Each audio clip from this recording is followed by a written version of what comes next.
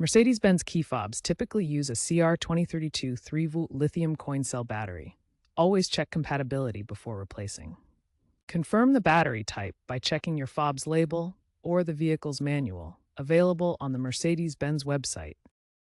Symptoms of a dying battery include reduced range, where doors won't unlock from a distance, intermittent functionality, or a dashboard warning indicating low key battery.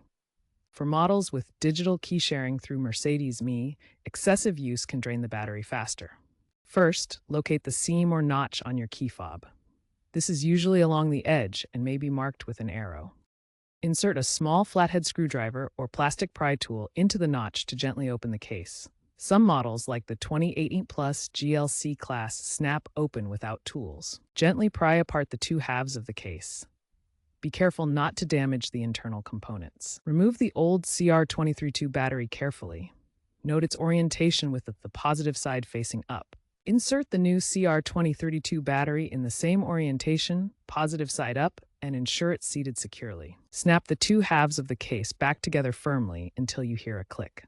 Test the key fob by pressing the lock and unlock buttons.